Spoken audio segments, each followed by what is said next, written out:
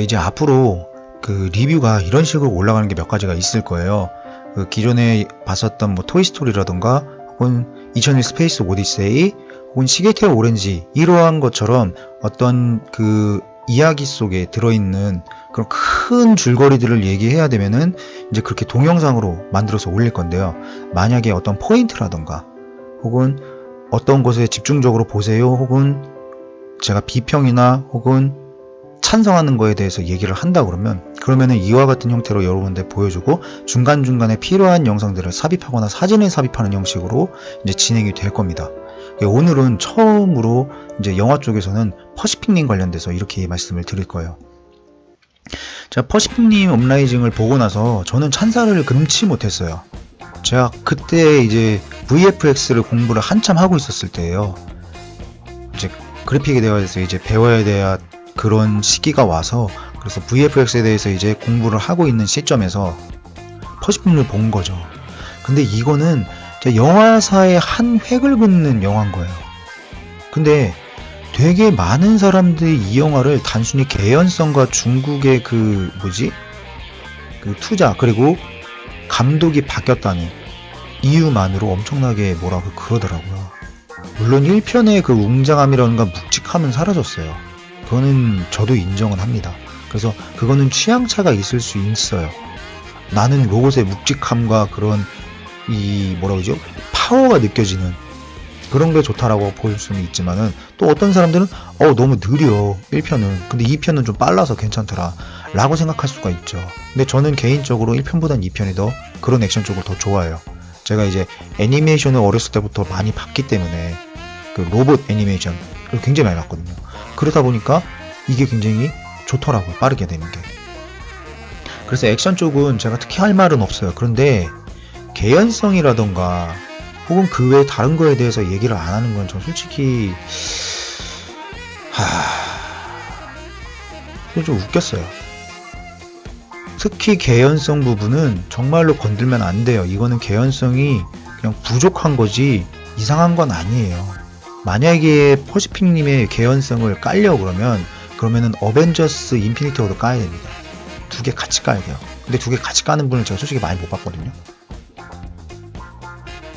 퍼시픽님에서 보여줬던 그 인간관계를 보여주는 것과 어벤져스 인피니티 워에서 가모라하고 타노스의 관계를 보여주는 게 편집이 거의 흡사해요. 스토리 만드는 방식이 거의 흡사해요. 자, 보세요. 타노스가 가모라하고 같이 있을 때 타노스가 사랑하는 감정을 표현한 적이 있어요? 없어요. 그냥 니는 너 딸이다 그러면서 하고 마지막에 눈물 흘리고 뭐 너가 계속 있었으면 좋겠다 뭐 이런 식으로만 얘기를 했지 실질적으로 뭐 그런 거에 대해서 보여준 게 없어요. 그 타노스가 가모라를 얼마나 사랑하는지를 모른다는 거예요. 그죠? 이거는 거의 대부분 알고 계실 거예요. 그런데 이 퍼시픽님 업라이징에서도 똑같아요. 처음에 이제 그 제이크라는 인물하고 그 다음에 네이트라는 인물 둘이 싸우잖아요. 근데 제이크랑 네이트 이 두 남자 주인공은 이성적으로 즉 업무적인 부분에서는 서로가 싸우질 않아요. 감성적인 걸로 싸우는 거예요. 제이크 같은 경우에는 네이트가 자기가 짝사랑하는 여자의 남자친구니까 열받는 거고요. 네이트 같은 경우에는 제이크가 자기 여자친구를 짝사랑하고 있으니까 열받는 거예요. 그러니까 그것 때문에 짜증나고 틱틱거리는 거지 지구가 멸망하고 있는데 자기 여자 가지고서 말갈갈 리는 없잖아요.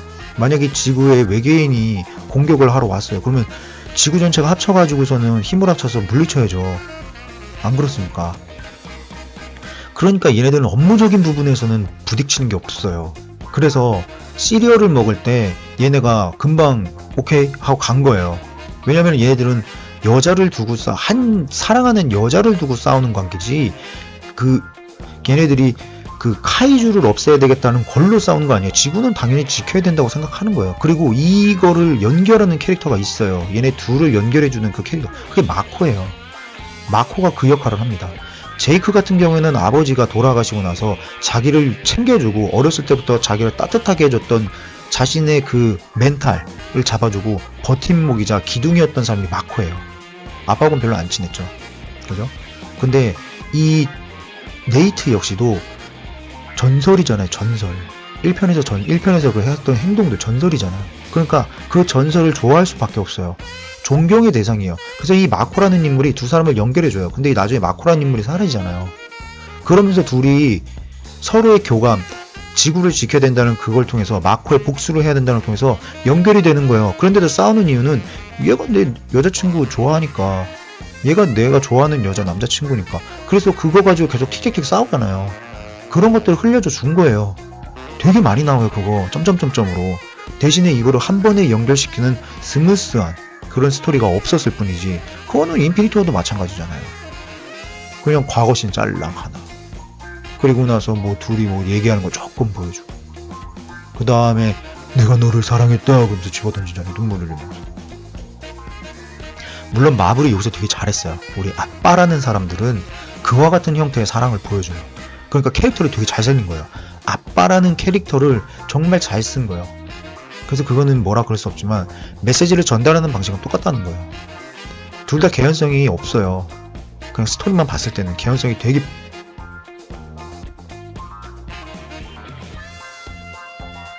불친절해요. 그러니까 깔려면 둘 다 까든가, 칭찬하면 둘 다 칭찬해야 돼요. 한쪽은 까고 한쪽은 칭찬하고 그러면 안 돼요. 그게 무슨 리뷰입니까? 없잖아요. 그냥 그거는 흐름에 따라서 가시는 거예요. 그거는 안 돼요. 그러면 안 돼요. 깔려면 제대로 까든가요. 제가 별로 못 봤다니까요. 그거를. 아예 없다는 건 아니에요. 아예 없다는 건 아니에요. 근데 몇 분 못 봤어요. 그리고 CG. CG는 욕하지 맙시다. 진짜로. 트랜스포머 같은 그런 쓰레기 영화 CG하고 퍼시픽의 업라이징 CG하고 한번 비교를 해보세요. 물론 가끔씩 CG가 어설픈 게 몇 개 있어요. 근데 로봇은 확실히 살렸어요. 로봇의 전투라던가 그 로봇의 움직임이라던가 로봇의 움직임으로 인해서 나타나는 주변에 일어나는 일들, 뭐 파괴되는 폭파되는 것들 제대로 살렸어요. 이거는 헐리우드 CG 시장의 한 획을 그은 작품입니다. 우리가 레디 플레이 원에서 건담이 나타났을 때 환호를 하고 소름이 돋았잖아요. 오타쿠 분들은 다 그랬을 거예요. 저 역시도 소름이 돋았거든요. 건담이 나오잖아요. 근데 그런 제작을 할 수 있게 발판을 마련한 거예요. 이번에 범블비 예고편 한번 봐볼까요? 전투씬 엄청나죠? 카메라 앵글 흔들리는 거 없어요.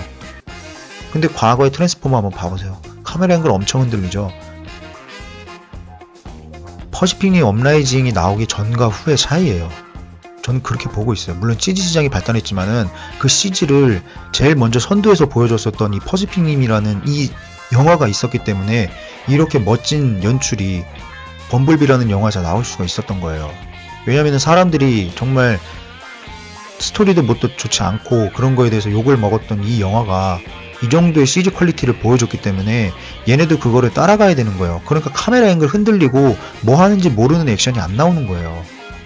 우리 액션 영화 한번 봐봅시다. 본 시리즈가 나오면서 컷을 많이 하면서 리암 니슨 같이 나이든 할아버지가 액션 스타로 거듭날 수 있죠. 근데 요즘에 그런 거 나오나요? 안 나와요. 이번에 그 미션 임파서블 폴아웃 액션씬 한번 봐보세요. 물론 실사로 찍어서 그렇지만은 화장실 액션씬 같은 경우에는 정말 시원시원해요. 컷이 빨리빨리 안 넘어간단 말이에요. 과거로 회귀를 하고 있다고요. 그런 액션을 좋아한다고요. 그렇게 한 번에 다 보여주는 거. 카메라 앵글 장난 안 치는 거.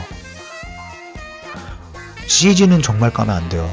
CG만큼은 정말 칭찬 많이 해야 됩니다. 그 액션씬, 그 액션을 보여줬던 거, 스피드한 거, 그런 묵직한 게 좋을 수도 있어요. 하지만 빠르게 한 거는 빠르게 한 거에 대한 장점에 대해서 말씀을 해주셔야죠. 그게 헐리우드의 그 CG 시장, VFX 시장에 어떤 영향을 줄 건지에 대해서 예측을 해서 말씀을 해주셔야 돼요. 근데 그거에 대해서 말씀해주는 분들이 거의 없었어요. 퍼시픽님은 깔 수는 있어요. 하지만 최소한 장점 정도는 얘기해주는 게 맞지 않나라는 저는 생각이 듭니다. 그래서 오늘은 이 퍼시픽리 업라이징을 통해서 여러분들한테 이 영화 다시 한 번 더 보면서 이 포인트를 살려서 본다면 범블비라는 영화 역시도 정말 멋진 액션인데 그 전에 이런 게 있어서 이와 같이 더 업그레이드가 됐구나 라는 걸 느끼실 수 있을 것 같아요. 앞으로 CG 시장에서 커 가지고 장난치는 것들은 아마 거의 대부분 이제 사라질 겁니다. 로봇 같은 거. 그리고 그거 아셔야 돼요. 일본 애니메이션 그 메카닉들 있죠. 메카닉물들. 그런 게 실사화로 될 수 있는 발판도 마련했어요. 이게 보고 있으면은 약간 다간이나 썬가드나 용자왕 가오가이거, 뭐 마이트 가인 이런 거 보는 느낌이 들어요. 이 영화가.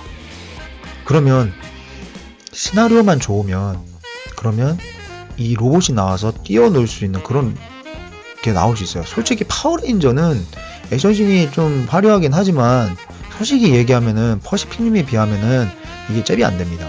퍼시픽님은 진짜 CG로 떡을 발랐어요. 이게 중국의 힘입니다, 여러분. 중국을 욕하지 마세요. 중국의 투자로 인해서 이 정도 CG가 나타난 거예요. 이 투자의 중요성에 대해서 알려주는 영화입니다. 정말 우리는 영화를 보면서 장점을 보셔야 돼요. 경청하십시오. 영화가 얘기해주는 그 장점에 대해서 경청하세요. 까는 게 다 좋은 건 아닙니다. 그 당시 힙컷 카타르시스는 느낄 수 있겠지만은 그게 전부는 아니에요. 파워레인저가 나오고 퍼시픽님이 나왔어요. 그러면서 범블비라는 완벽한 로봇이 나왔죠. 영화가 나왔어요. 로봇도 나오고요. 그러면 그걸 보면서 건담도 나올 수 있고요. 용자왕 가오가이거도 나올 수 있고요. 썬가드도 나올 수 있고요. 볼트론인가요? 볼트론도 나올 수 있어요. 시나리오가 좋으면. 요즘에 디즈니가 자신들이 옛날에 했었던 영화들을 계속 실사화 시키잖아요. 그런 것처럼 메카닉물, CG를 바른 것도 실사화를 시켰을 때 실패하지 않을 수 있는 것들이 나오고 있고, 저는 범플비가 이번에 성공을 한다면 아마 그런 것들이 많이 쏟아져 나오고, 그러면은 마블이 주도했던 시장에 그 디즈니의 실사 영화와 그 다음에 그런 메카닉, 로봇들이 나오는 영화들이 같이 버무려지면서 훨씬 더 볼거리가 풍성한 영화 시장이 만들어질 수 있다. 저는 그렇게 생각을 합니다. 그렇게 되길 원하고요. 영화 팬으로서.